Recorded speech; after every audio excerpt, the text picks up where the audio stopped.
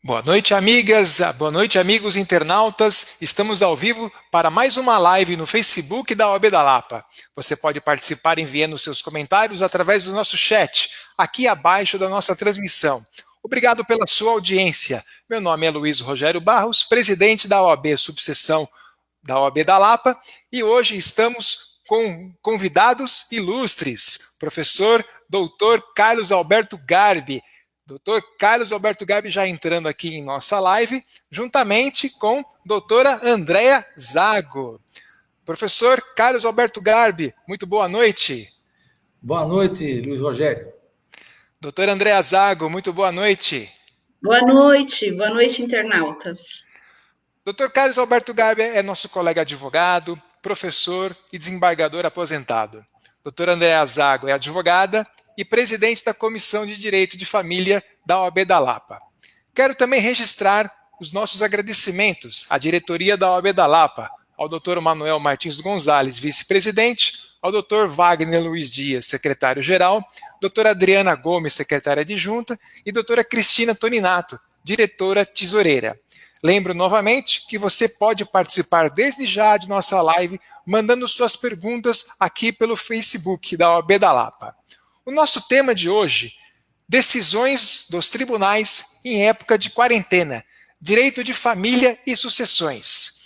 Agradeço imensamente ao Dr. Carlos Alberto Garbi e Dr. Andréa Zago, que perdemos a conexão nesse momento, mas em breve vamos retomar esta conexão. Dr. Andréa Zago daqui a pouco estará retomando a nossa conexão.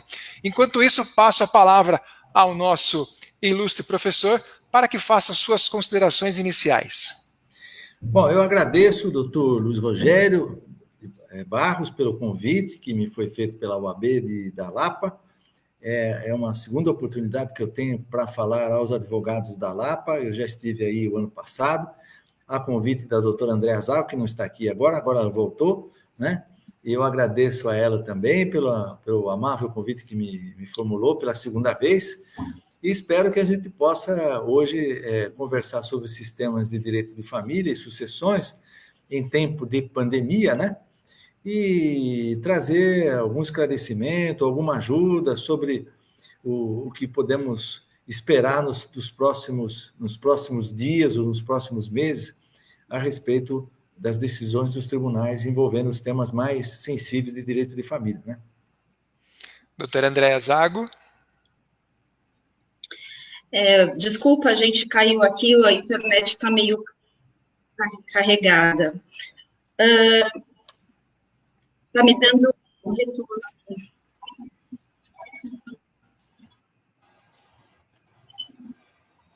Alô? Oi, estamos ouvindo, doutora. Eu quero agradecer ao professor pela gentileza, pela disponibilidade, o professor sempre disponível para a gente, e ele tem sido muito requisitado para a live. Eu agradeço demais, seu dia hoje está super corrido. Muito obrigada pela oportunidade, gentileza e disponibilidade, professor. Uma gratidão enorme mesmo. Obrigada. Obrigado. A conexão da doutora aí está falhando um pouco, né? Está um pouco falhando, mas aqui para mim ela está funcionando. Infelizmente, esse é um horário que o tráfego de internet ele é muito congestionado, mas podemos continuar. Existe uma instabilidade, mas daqui a pouco ela volta à normalidade. Bom, iniciando aqui a nossa live, passo então a palavra aos nossos ilustres convidados. Na verdade, eu gostaria de começar essa live dando a palavra para o professor para que ele comente os projetos de lei que estão agora em trâmite na Câmara e no Senado. O projeto 1627 e o 1179. Professor, o senhor poderia nos elucidar esses projetos? Então, foi bom você lembrar desses assuntos, porque esses dois projetos, de fato, cuidam, em parte, do direito de família, como medidas emergenciais ou transitórias, né? O projeto 1176 é do senador Anastasia. Ele passou pelo Senado, pela relatoria da senadora Simone Tebet, foi aprovado no Senado e seguiu para a Câmara dos Deputados. Eu hoje pesquisei lá no site da Câmara dos Deputados e vi que esse projeto não tem ainda relatoria, ele não teve ainda nenhum despacho, nenhum andamento do presidente da Câmara. Então, ele está parado, talvez entre hoje e amanhã se tenha alguma novidade a respeito desse projeto. O outro projeto não foi ainda votado, né? E eu também não tenho conhecimento do que ocorreu com ele ainda no Senado. É um projeto da senadora Soraya Tronic, baseado num estudo que foi apresentado pelos professores aqui de São Paulo, né? Professor Mário Luiz Delgado, o João Aguirre, que é o presidente da Comissão de Família da UAB de São Paulo, do professor Fernando Simão, José Fernando Simão, do professor Maurício Bonazar. Eles fizeram, então, um projeto e a senadora adotou esse projeto para, então, encaminhar ao Senado. Bom, esses projetos tratam de questões muito interessantes sobre direito de família. Por exemplo, no projeto da senadora Soraya Tronic, há uma disposição sobre casamentos, né? Sobre o casamento. Por quê? O que nós estamos... Hoje, o que está ocorrendo hoje? Hoje, os cartórios de registro civil estão sem funcionamento, assim como a maior parte dos órgãos públicos e do comércio em geral. E se alguém hoje deseja se casar, terá dificuldade, porque a celebração do casamento, que tem que ser pública, e na sede do cartório, né, como regra, não poderá ser realizada. Então, os cartórios de registro civil hoje estão adiando a celebração para um outro momento, que ainda não definido. Então, o que o projeto prevê? Que esse casamento pode ser realizado pelo sistema audiovisual, né? Então, isso se faz à distância e se faz a celebração do casamento, portanto, à distância, e depois os cônjuges terão 90 dias para comparecer ao cartório e ratificar a realização desse casamento.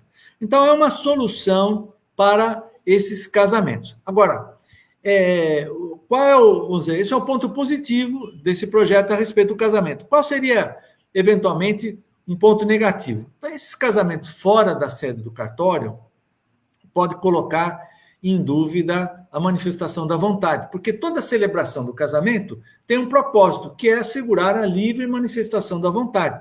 Por isso que o código é tão solene quanto a celebração do casamento. Exige que o celebrante, né, a autoridade celebrante, faça aquela pergunta conhecida, famosa, se é de vontade livre, portanto, do nubente receber o outro como cônjuge, se ele deseja o casamento, impõe a ele aquelas frases que o código coloca entre aspas, né? Eu, em nome da lei, vos declaro casados, né? Está lá no Código Civil. Essa solenidade toda, ela acaba, portanto, sendo prejudicada pela celebração do casamento à distância. Pelo menos não há a certificação de que a manifestação da vontade será acolhida livremente. Esse é o ponto negativo. Agora, existe uma outra solução, caso esse projeto não siga adiante. Vamos imaginar que alguém queira se casar e ele está agora em risco de vida, correndo risco de vida, né? Então, ele está lá no hospital, vamos supor, né, com o coronavírus, uma evolução com um quadro prognóstico negativo para ele, né? O que ele pode fazer? O Código Civil prevê o chamado casamento nuncupativo, que Sim. pode ser feito sem aquelas solenidades, na presença de 6 testemunhas, etc., sem autoridade celebrante. Isso é possível, está no Código Civil. Nós não precisamos de uma lei para isso. Mas, de fato, o projeto facilita a vida das pessoas que querem se casar, né? Uma outra disposição desse projeto da senadora Soraya Tronic diz respeito à convivência, guarda e convivência, né? Como é que fica a convivência dos pais que são separados em relação aos filhos que têm guarda, por exemplo, com a mãe, né? É o caso mais comum, né? Como é que ele poderá ter essa convivência mantida durante esse período de quarentena, né?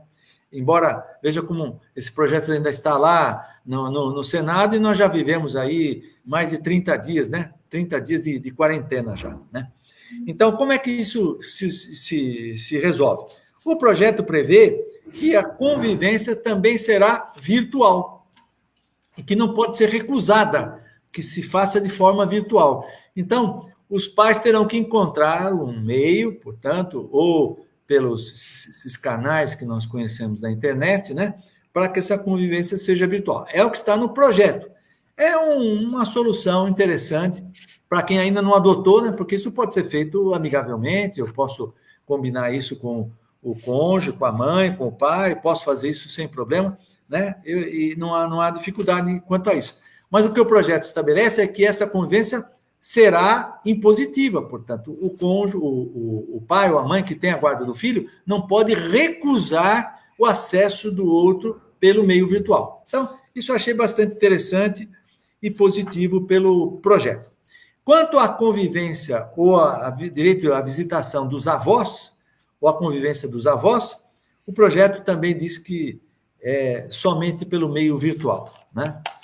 Então, isso está previsto lá. Eu achei bastante razoável essas disposições. Se elas já estivessem em vigor, talvez tivesse já resolvido muitos problemas envolvendo tudo isso, né, nesse momento, né? Mas não está. Bom, outra questão, aí vem até por conta da pergunta que você me havia feito sobre os alimentos, né? Nós estávamos conversando sobre isso. Os alimentos. O que prevê o projeto sobre os alimentos? Prevê a suspensão parcial da prestação dos alimentos, não superior a 30% do valor da prestação, até 120 dias. Essa diferença depois será paga, segundo o projeto, em 6 parcelas a partir de 2021. Então, então, vamos tomar um exemplo. Eu devo R$1.000 de prestação de alimentos. Então, eu posso deixar de pagar 30%, R$300, durante 120 dias, 4 meses. Esses R$1.200 que eu deixar de pagar, eu vou pagar em 6 prestações a partir de janeiro de 2021. É bem razoável, né? Não é nada traumático, foi bem ponderado isso, eu achei positivo isso também no projeto, e é possível adotar essa solução, mas o projeto prevê que isso só pode ocorrer por decisão judicial. Então, o devedor vai ter que ir a juízo pedir isso, se a outra parte, evidentemente, não aceitar essa solução, né? Então, é isso que vai ocorrer. Bom, e se não ocorrer, não temos aprovação dessa lei, o que pode acontecer? As partes podem fazer um acordo quanto a isso. O importante é que esse acordo seja muito claro a respeito da redução do valor da prestação que o credor está disposto a fazer, né? Se ele quer receber essa diferença depois, então é bom que isso fique bem claro, portanto, nesse acordo, porque, do contrário, pode-se permitir uma interpretação de que ele aceitou, na verdade, uma redução do valor, né? Que também pode ocorrer, né? Porque a pandemia pode impactar na renda do devedor. Olha, eu pagava R$1.000 de aluguel, desculpe, R$1.000, estava falando de aluguel na outra live e agora ficou na memória, né? Pagava R$1.000 de pensão e agora eu não posso mais pagar 1.000, eu só posso pagar 600. Então, vamos refazer isso, vamos fazer um acordo. É possível que esse acordo ocorra, mas tudo tem que ficar muito claro. Então, naturalmente, se recomenda que esses acordos sejam feitos com assistência de um advogado, né? É natural para não ter problema no futuro. Se apenas é um desconto que se dá nessa prestação para exigir depois, então que se coloque isso também claramente, né? No acordo. Se não houver acordo e essa lei for aprovada, há uma disposição lá, portanto, que está no artigo 8º desse projeto para isso, né? Bom, outro ponto interessante desse projeto diz respeito aos testamentos, né? A doutora Andréia até me perguntava, testamento, eu quero fazer um testamento, eu posso fazer um testamento virtual? Nós não temos essa possibilidade prevista hoje no Código Civil. E esse projeto prevê que eu posso fazer um testamento particular mediante gravação de voz e imagem do testador e das testemunhas. Então, necessariamente, isso terá que ser feito com assistência de um advogado que vai dizer quem pode ser e quem não pode ser testemunha, quais são os cuidados que devem ser tomados, o que pode ser disposto nesse testamento, né? E se puder ainda que seja feito com a interferência, o projeto não deixa claro isso, mas com a interferência do notário, né? Do tabelião, que poderá, à distância, portanto, orientar a realização desse testamento. Colhido esse material, ele terá que ser depois confirmado em 90 dias por 3 testemunhas, né? É o que está previsto no projeto. Agora, esse é o testamento particular, que eu posso fazer, portanto, em casa, né? Por isso que o projeto não prevê aí a participação do notário. Agora, o testamento público, eu continuo com a possibilidade de fazer, só que eu tenho que necessariamente assinar, né, a escritura, o livro da escritura do testamento no cartório, perante o tabelião. E é isso que nós temos hoje em relação ao testamento. Não temos a possibilidade de fazer esse testamento virtual, até que esse projeto seja aprovado. Então, o projeto prevê uma solução, né, para quem quer fazer o testamento, né?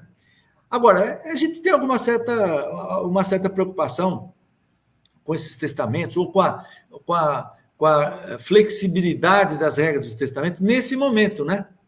Porque esse testamento feito longe, portanto, do tabelião, do notário, ele também poderá ser impugnado em outro momento, né? Dependendo do que venha a ocorrer com o testador, né?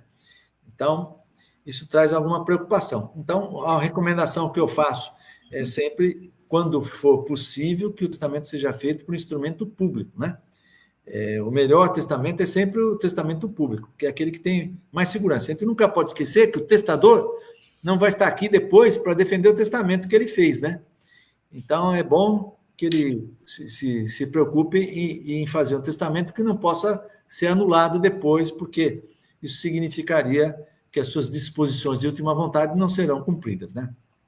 Por fim, esse projeto prevê uma regra a respeito da prisão em caso de dívida de alimentos.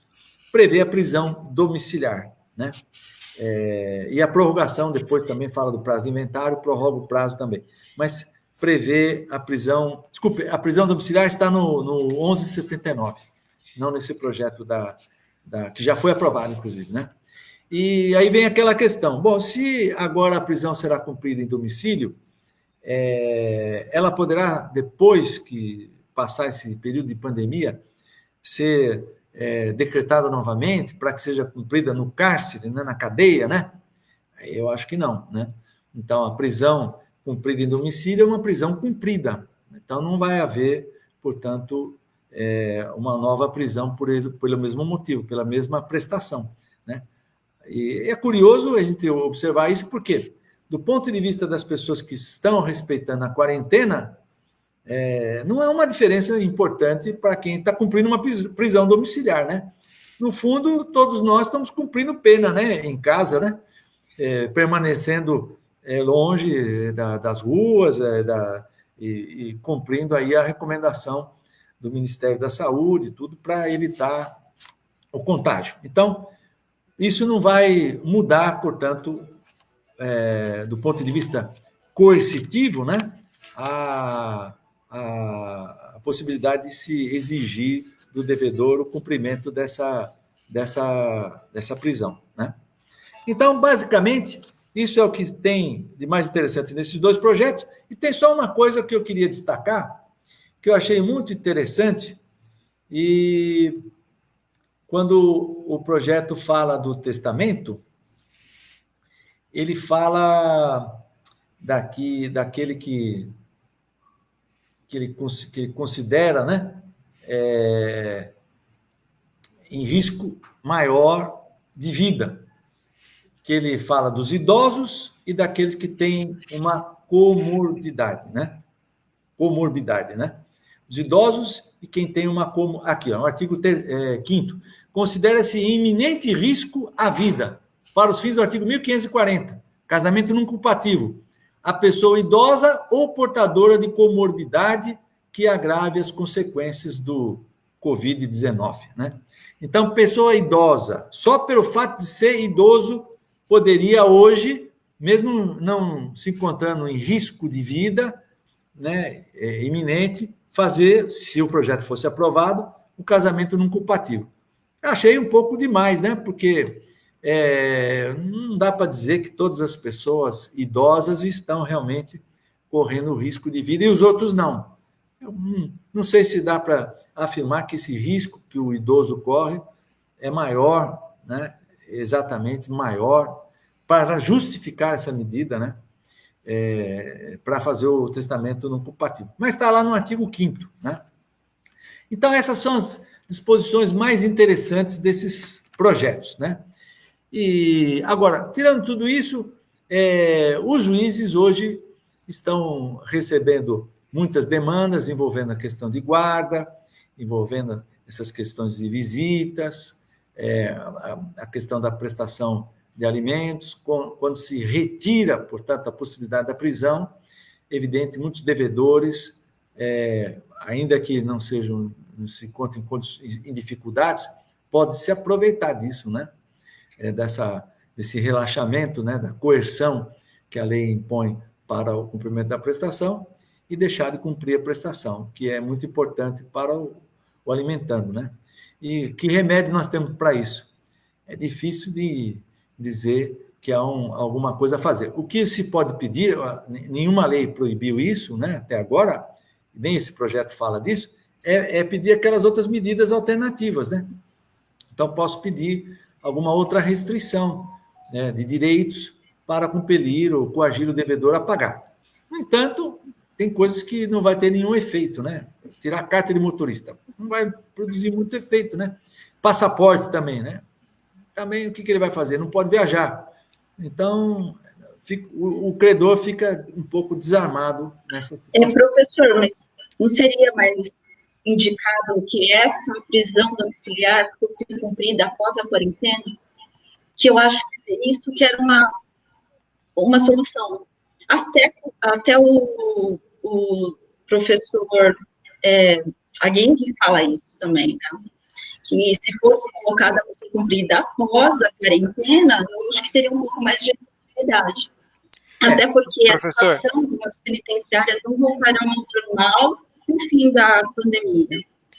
Professor, antes eu só queria fazer um registro aqui dos nossos internautas e mandar um abraço aqui para a doutora Joelma Zago Ferreira, doutora Carla Flu, doutor Wagner Luiz Dias, doutor Fernando Zanella, Fernanda Corveto, doutor Lincoln, doutora Karina, doutor Luiz Fernandes, estão todos aqui na nossa audiência. Muito obrigado a todas e todos.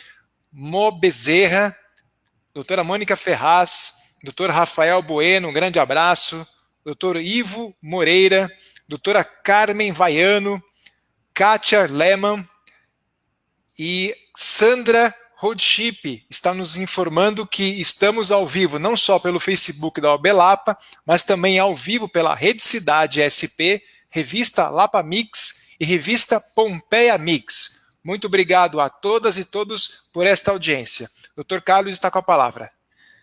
Muito obrigado e fica também o meu cumprimento, um abraço a todos que estão nos acompanhando, assistindo aqui essa discussão. Olha, quanto à prisão domiciliar, se pode pensar nisso. Eu peço ao juiz que decrete a prisão, mas que o cumprimento seja, então, iniciado depois. Qual é o problema que isso coloca? É a falta de atualidade da prisão, quando ela for executada, em relação à prestação devida. Então, isso pode levar depois o devedor a pedir a revogação dessa prisão.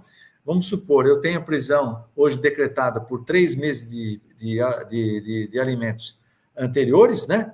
Vamos pegar aí abril, março e fevereiro, mas essa prisão vai ser cumprida em outubro, em novembro. ela perde a atualidade, aquilo que se impõe pelo próprio Código e já era entendimento da jurisprudência.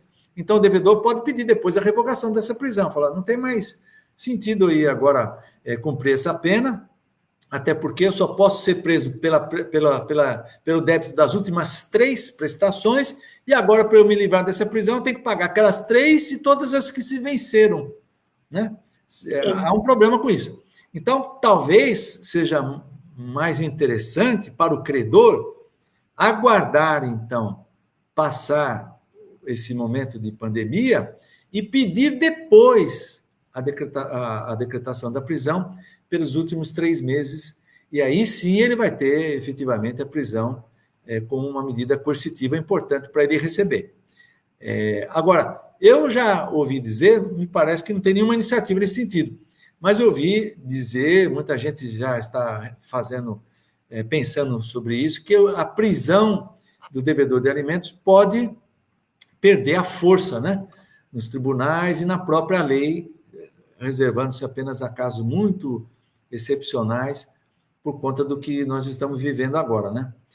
A prisão não vai deixar, não devemos esquecer disso, a prisão não vai deixar de ser um risco para o devedor, para a sua saúde, enquanto todos nós estivermos sujeitos ao risco da pandemia.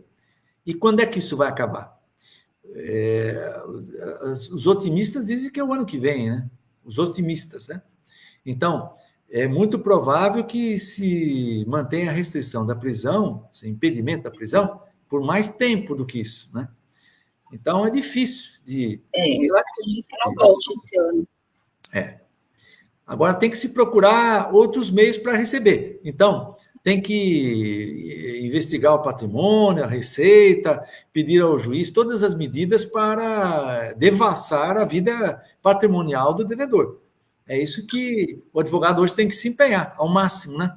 E é uma bandeira que eu sempre levantei, que a prisão deveria ser em último caso, que deveríamos tentar sempre agora antes, buscar patrimônio, enfim. Hoje a gente tem até a consideração inversa, tem outros elementos que a gente pode usar antes da prisão.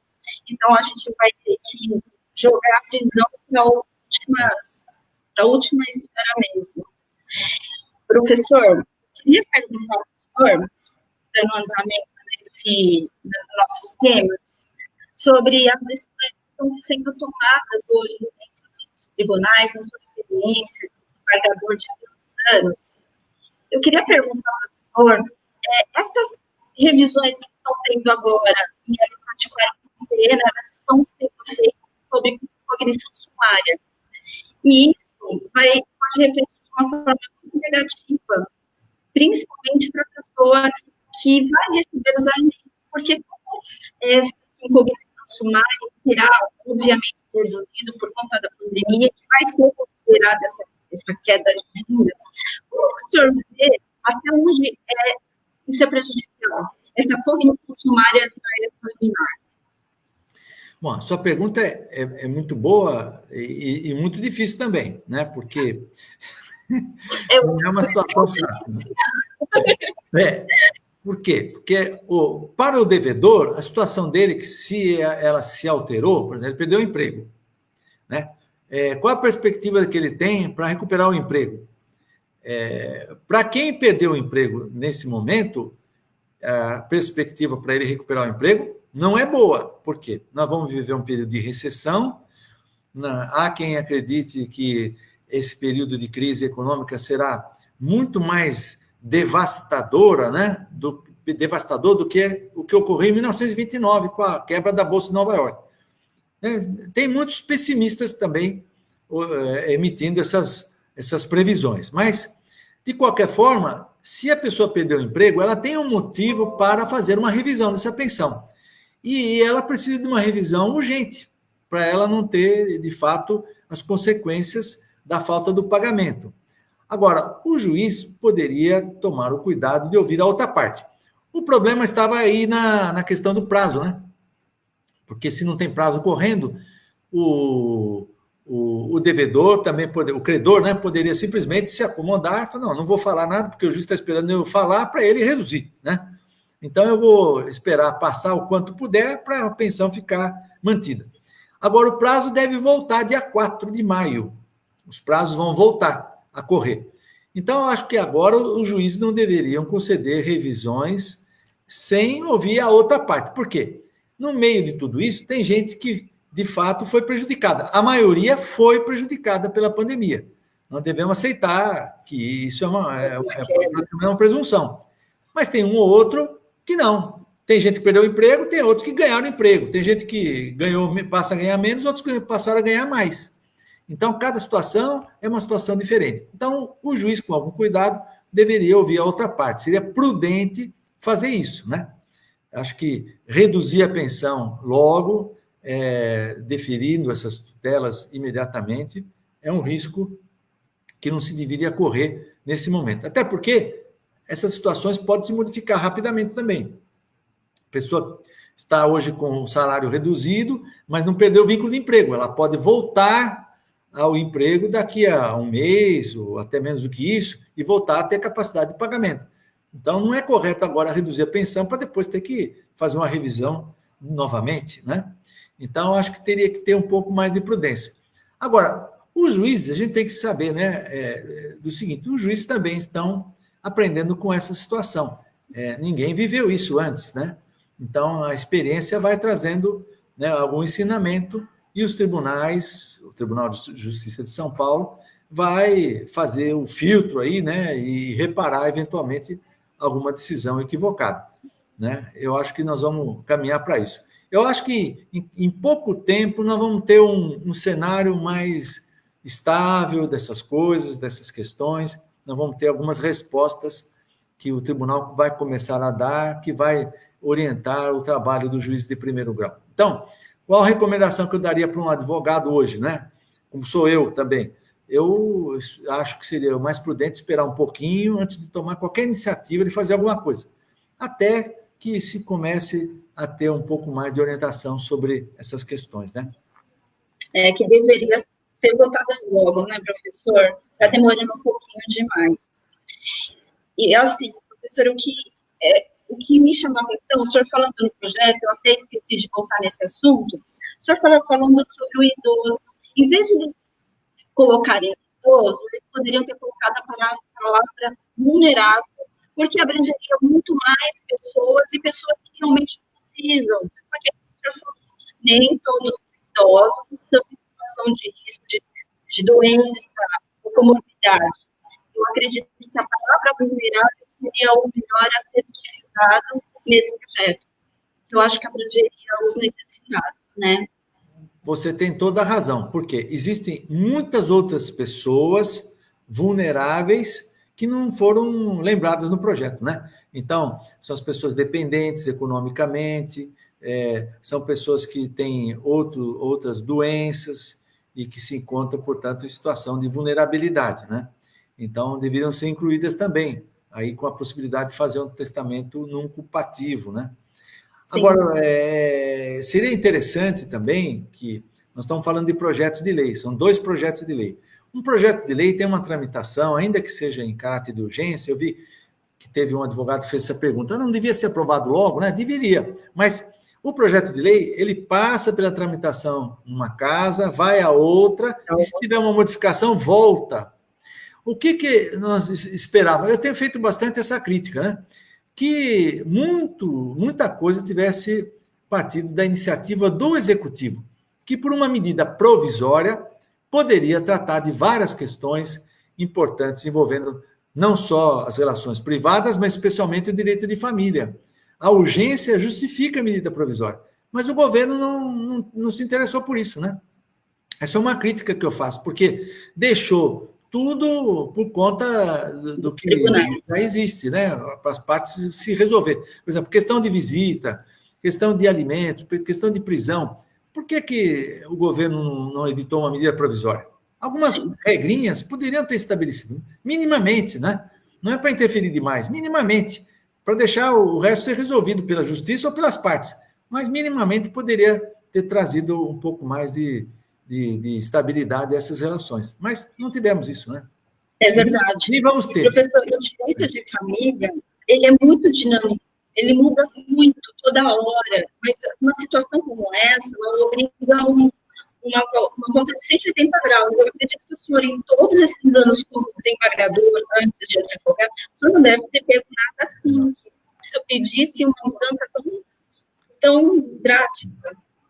De fato, eu não fui testemunha de nada disso. E olha que eu já tenho bastante tempo, né? Porque eu entrei na magistratura em 1987 e sou formado em 84, fui advogado. Eu não quero esquecer do meu currículo, fui estagiário, né? Estagiário é importante, né? Sim. Advogado, depois eu fui delegado de polícia, depois eu fui promotor de justiça, e depois entrei na magistratura em 87. Então, eu vi muita coisa acontecer, né? As crises dos anos 80, tudo que nós tivemos na economia, eu acompanhei tudo isso com reflexo nos processos, tudo, mas nada se compara ao que nós estamos vendo agora, né? A situação hoje é bem diferente, muito grave, e vai trazer consequências seríssimas. Os credores de alimentos hoje têm que ter um pouco também de compreensão dessas situações, né? Nós temos um número muito grande de pessoas que vão sofrer com essa crise e não vão ter condições de pagar, né? E tem outro problema que não tem sido lembrado, mas quase sempre essas prestações de alimentos são acompanhadas da obrigação de pagar planos de saúde, né? E nesse momento, perder o plano de saúde é um problema a mais que a pessoa tem. E quando o devedor não tem dinheiro para pagar a pensão, às vezes ele também já deixou de pagar o plano de saúde. E deixando, portanto, filhos e cônjuges sem assistência médica nesse momento. Tem um outro problema também sério que o governo deveria ter se preocupado em não permitir a resolução dos contratos de plano de saúde durante esse período, pelo menos, né? E depois as operadoras poderiam se recuperar aí do prejuízo, eventualmente, dos segurados, né? Mas nós não tivemos essa disposição também, né? Queria mandar um abraço aqui à doutora Valéria Regina Teonero, doutora Ana Lúcia Augusto, doutor Marcos Antônio Kojorowski, ao presidente da subseção de Nossa Senhora do Ó, Carlos Guedes, que está aqui conosco. Mandar um abraço também à doutora Amanda Oliveira, Lincoln Oshino, Aline Bianchi, ao doutor Martins Gonzalez. E, professor, o doutor Caio Soares, ele faz a seguinte pergunta. Professor, como tem decidido o TJ São Paulo em relação às visitas nesta fase? Suspensão do direito e ponto. E como recuperar esse tempo após a pandemia? Então, não há... Qual seria a solução, né? Vamos me colocar agora na cadeira do juiz novamente, né? Eu já abandonei a magistratura, mas vou voltar a pensar como juiz, né? Se eu estivesse lá e viesse um pedido, portanto, de um pai que quer ver o filho que está sob a guarda da mãe, nesse momento de pandemia, qual seria a solução possível?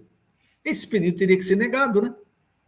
Porque dar a ele o direito de ver o filho significa colocar o filho em risco de contrair, portanto, o vírus, esse vírus terrível.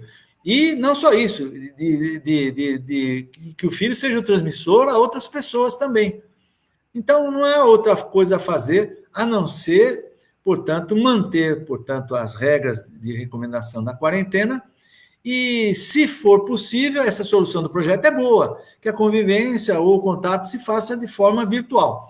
Agora, o guardião não pode recusar esse meio eletrônico de contato, né? O telefone, não pode recusar a internet, o Skype, o WhatsApp, tudo isso que a gente tem nessa vida moderna. Eu acho que ele não pode recusar, tem que facilitar. Eu negaria o pedido do pai, mas daria, portanto, uma tutela no sentido de impor ao guardião a obrigação de franquear esses recursos para o contato do pai com a criança, com o filho, né? É a única solução que nós temos. E assim, em favor também dos avós, né? E e outras pessoas que têm direito de visita e de convivência. Não há outra solução. Agora, tem o problema da guarda compartilhada, ou guarda alternada.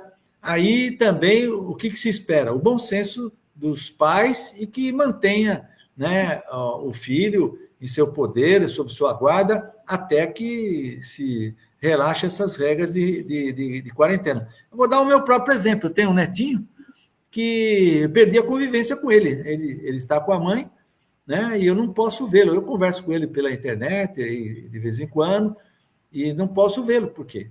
Não posso colocar ele em risco de contrair a doença, nem as pessoas com quem ele convive, né? Então, nós temos que respeitar isso, não tem outra solução, né? Ninguém pode pensar, hoje, longe da pandemia. Tem que lembrar que a pandemia é uma situação extraordinária, que isso não tem precedentes, né? As soluções que nós temos hoje são diferentes, né?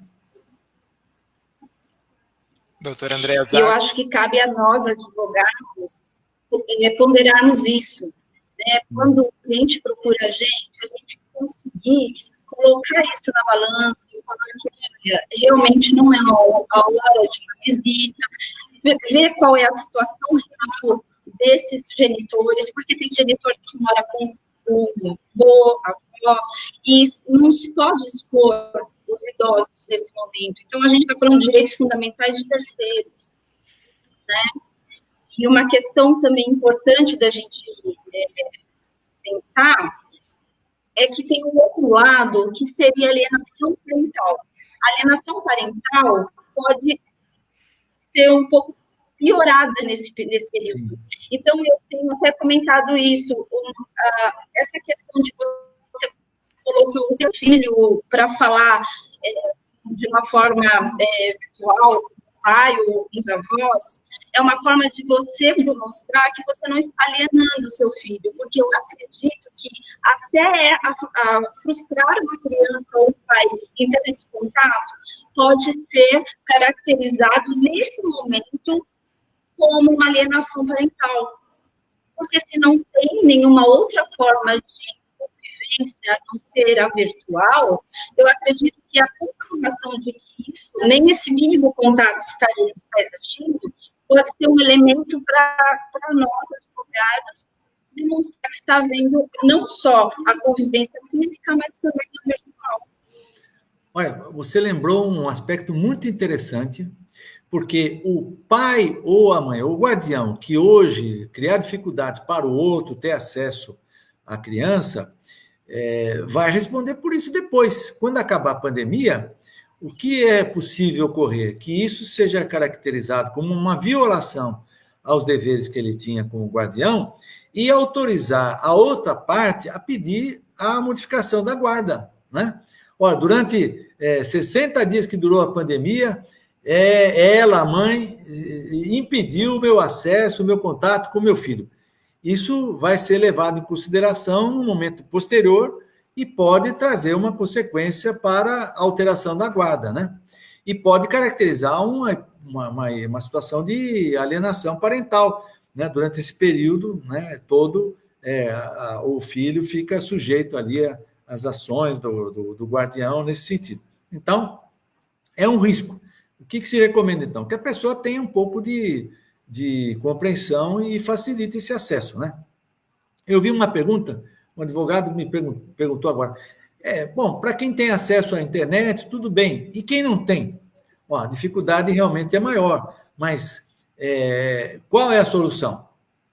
Não temos uma outra solução. Nós não podemos colocar em risco a saúde. O juiz não vai definir uma medida para colocar em risco a saúde da criança ou das famílias para atender esse pedido agora, né? Nesse momento crítico que nós vivemos, né? Se aproximando, se já não estamos no pico da pandemia. Nesse momento, o juiz não vai conceder uma medida como essa, né? Não é prudente, nenhuma pessoa de bom senso faria isso, né? Então, vai ter que aguardar passar esse momento para obter uma medida que possa restabelecer, portanto, a convivência com o filho, com a criança, né? Eu queria ver se o pessoal podia me dizer se o áudio melhorou, porque estão reclamando, falando que o áudio estava ruim. Está melhor, gente? Parece que sim. Tá melhor? Eu só gostaria de repetir o número dos projetos que o pessoal perguntou. Os 2 projetos que o professor comentou no começo é o 1627 e o 1179. Isso. E eu gostaria de agradecer a todos os colegas que estão aqui, os colegas da OAB, os colegas de outras instituições que estão prestigiando a nossa live. Muito obrigada. Professor, dando andamento, né, nessa questão, porque essa questão da guarda compartilhada, eu ia até comentar com o senhor sobre isso, porque é uma coisa muito preocupante nesse momento, justamente ferir os direitos fundamentais de terceiros, né, que é o que eu imagino. Mas eu acho que o bom senso tem que prevalecer nesse momento e um pouco da nossa parcimônia, a parcimônia dos advogados, que tem que tentar levar a situação um pouco mais leve, e eu acho que isso às vezes parte um pouco do nosso escritório, né? E, professor, agora eu queria falar sobre o inventário.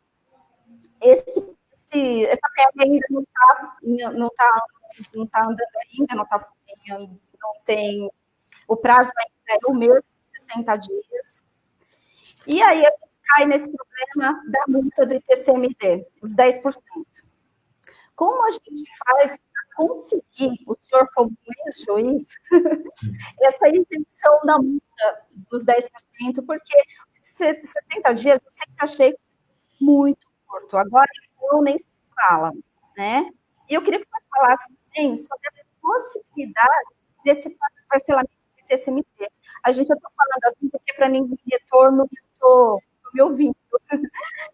E eu queria saber, porque eu nunca vi alguém conseguir esse parcelamento. Quais os fundamentos que o senhor indicaria para a gente usar? O PL 1179, que está na Câmara já, ele prevê a prorrogação do prazo para a abertura do inventário e o pagamento do imposto, né? Se ele for aprovado, esse problema vai ser parcialmente resolvido, né? Agora, se ele não for aprovado, e a gente tem que contar com essa possibilidade, porque já passou algum tempo e pode ser que a Câmara não tenha mais interesse em aprovar um projeto como esse no final da quarentena, né? Bom, mas se ele não for aprovado, qual a solução? A multa, eu não confiaria, portanto, na isenção dessa multa, porque como ela recai sobre uma obrigação tributária e não se fez nenhuma alteração legislativa para modificar isso, então eu acho que não dá para confiar nessa isenção. No parcelamento, eu acho que hoje se tem os motivos mais do que justificados para parcelamento do imposto. Eu acho que é um pedido que pode ser feito, basta que se faça uma prova de que a pessoa teve, portanto, foi afetada pela pandemia e isso retirou a capacidade de pagamento agora, né? Embora a pessoa possa ter dinheiro, esse dinheiro hoje tem que ser destinado a um outro fim, porque perdeu o emprego, então tem que assistir a outra coisa, então eu acho que justifica o parcelamento. Mas não dá para confiar em que isso ocorra, porque não tem nenhum dispositivo que conceda esse direito, como um direito potestativo, basta que eu queira, eu vou parcelar. Não temos essa disposição na lei, né? Então, não dá para a gente contar com isso. Melhor seria, quase sempre, que se pudesse fazer logo, né, o recolhimento, para não correr o risco de pagar essa multa e não ter problema com o inadimplemento desse imposto, né? Agora, é triste a gente pensar nisso, porque nós sabemos que muitas pessoas estão sendo levadas à morte, né, a óbito por conta dessa doença, né? Então, já são mais de 2.000 mortes no Brasil, então é uma preocupação que nós devemos ter, que a lei poderia ter prorrogado esse prazo, né? Tem pessoas que não vão ter condições de fazer inventário agora, como é que vai reunir, né, documentos, procurar um advogado, num momento que não pode sair de casa, né? Difícil, né? Tem que se preocupar com isso. Já chega as circunstâncias em que uma pessoa morre hoje, né? Sem ter velório, sem ter portanto, um culto, uma solenidade de despedida que não se pode realizar. Algumas, como eu vi no jornal de ontem, enterradas em Manaus, numa vala comum, né? Junto com outras pessoas. Isso tudo exigir depois do parente, né? Que ele promova o inventário no prazo legal, é realmente difícil. Então, sim, caberia uma medida nesse sentido. Vamos aguardar, né? Que isso possa vir, ou pelo projeto do 1179 que está na Câmara, ou por algum outro, né? Porque lá tem vários outros que podem ser aprovados. Eu sei que existem 6 ou 7 outros projetos razoáveis que podem entrar em pauta na Câmara, sem perder de vista a possibilidade que o governo federal tem de editar uma medida provisória a qualquer momento, né? Os governos estaduais também têm alguma coisa que pode fazer a respeito disso, né? A questão maior, eu sempre achei esse prazo muito curto. Os 60 dias, para mim, é inadmissível para quem está em luto, ficar correndo atrás de documentos e tudo. Agora, na situação atual, pior. E pior ainda, professor, é que os lugares estão fechados, então os cartórios não funcionam para você fazer um inventário extrajudicial, para fazer o pagamento de guia e ir até o posto fiscal, os postos fiscais estão fechados. Então, eu imagino que esse tipo de situação possa ser considerado alguns motivos para se pedir a isenção dessa multa. O senhor acha que não? Não, eu acho plenamente justificado, né? Isso é até urgente. Já devia ter uma medida que assegurasse isso para a pessoa ficar tranquila, né? Não ter essa preocupação, né? Mas não tivemos, né? Infelizmente. Sim. Né? O judiciário, a despeito de tudo isso, está funcionando, mas os cartórios não, né? Então, você lembrou bem, como é que eu vou fazer um inventário extrajudicial? Não posso fazer, né? E tem mais, né? Tem outras questões, divórcio, separação. Eu não posso fazer hoje sem o cartório, né? Extrajudicialmente. Então, são dificuldades que essa pandemia veio trazer a todas as pessoas, de um modo geral, né? O lado mais afetado dessa pandemia, claro, tem a questão das empresas, que é muito preocupante para a economia brasileira. Mas, do ponto de vista da pessoa, o lado mais afetado, de fato, são essas relações familiares, porque a convivência que se perde hoje da criança, do filho, não tem reparação, né? Não há como voltar no tempo, não se repara isso, né? Mas é uma imposição que se fez por conta de um motivo maior, né, da saúde. Tem gente que põe em dúvida se não deviam fazer isso ou não. Eu não faço esse julgamento porque eu acredito na orientação que todos os países adotaram e que a Organização Mundial de Saúde está recomendando a todos os países. A gente tem que confiar nisso. Eu não sou médico nem cientista para falar dessa doença, então a gente vai confiar em quem? Né? Então, acho que é mais prudente. Ainda que se tem algum erro nessa avaliação, o erro vai ser para o bem, não para o mal, né? O outro pode levar ao mal, né? Ao pior, que é a morte, né? E a perder a saúde e a vida. Para o bem, não. Né? Infelizmente, o tempo se esvaiu. Professor Garbi, receba os meus cumprimentos, em especial os nossos agradecimentos pela brilhante exposição. Foi um prazer compartilhar essa live com o senhor.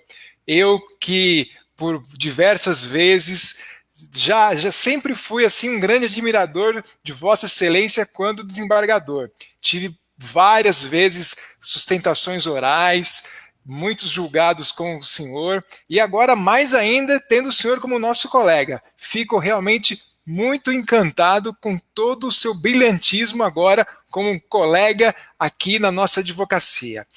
A doutora Andréa Zago, igualmente quero agradecer, que vem capitaneando junto à Comissão de Direito de Família, com dedicação, com competência, fazendo um excelente trabalho. Muito obrigado mesmo. Hoje a live foi excelente, excepcional. Quero deixar aqui os microfones abertos, as imagens abertas, para que tanto o Dr. Carlos Alberto e o Dr. Andréa Zago façam as considerações finais desta nossa live. Posso Pode começar? falar, professor. Então, eu quero agradecer ao doutor Luiz Rogério Barros, foi um imenso prazer para mim estar aqui com vocês, essa simpatia, né, do doutor aqui comandando a nossa live, a doutora Andréa Zago, nem eu tenho o que dizer, porque ela, à frente da comissão da OAB aí da Lapa, tem feito muita coisa boa, já estive aí presente e sou testemunha de tudo isso, né? E o direito de família hoje precisa de gente que tenha essa atenção, né, que seja dedicado, como é o caso de toda a comissão, que eu sei que são 40 membros, né? Uma comissão que tem muita gente trabalhando pelo direito de família aí na Lapa. Então, vocês estão bem assistidos e privilegiados pela atenção do presidente, doutor Luiz Rogério, e da doutora Andréa Zago também. Fica aqui meu agradecimento e sempre o desejo de uma outra oportunidade, a gente estar perto e próximos novamente, né? Para falar de outros assuntos envolvendo direito da família, direito de família e sucessões. Quem sabe, com alguma mudança legislativa importante para melhorar essas relações de família, né? Nós vamos poder falar sobre isso numa próxima oportunidade. Deixo também aqui o meu agradecimento a todos que nos acompanharam, fizeram perguntas, a gente não pode responder a todos, nem lembrar o nome de todos que eu vi aqui, alguns amigos conhecidos que passaram aqui, eu vi, estão presentes. Fica o meu agradecimento pela presença de todos. Eu quero agradecer primeiro ao senhor professor, muito obrigada. O senhor sempre muito gentil, muito bondoso, como eu disse, e não tenho nem palavras para agradecer pelo seu tempo, que era um tempo que poderia estar descansando, estudando. Obrigada, professor. Eu sei que a gente sempre pode mesmo contar com o senhor. Todas as vezes que eu procurei, eu fui prontamente atendida. E quando eu digo prontamente, eu digo assim, no mesmo minuto. O senhor é maravilhoso. Obrigada, professor. Obrigado a vocês. E eu queria agradecer também os colegas da nossa subseção, aos amigos que estão aqui, a minha irmã que ficou assistindo e nem é advogada. E eu gostaria também de agradecer aos membros da nossa comissão, que são fantásticos, estão todos aqui em peso, os presidentes de comissão, que eu não vou falar todo mundo aqui, eu vou esquecer alguém e vou acabar sendo injusta. E ficou um gostinho de quero mais, viu, professor? Eu acho que eu vou ter que fazer uma outra depois. Muito bom. Obrigada. E obrigada, doutor Luiz, pela Eu que agradeço. Tudo. Só para finalizar, eu gostaria de lembrar a todos e todas que amanhã temos live aqui às 19h30. O tema é saúde LGBTI+, em tempos de pandemia. Não percam essa live. E na sexta-feira, dia 24, às 19h, nós teremos o doutor Ricardo Toledo, vice-presidente da OAB São Paulo, com o tema O papel da OAB na pandemia, aqui na sexta-feira, às 19h. Muito obrigado a todas e todos, grande abraço e até amanhã aqui no Facebook da OAB da Lapa. Grande abraço. Tchau, obrigado. Tchau, obrigado. Até mais.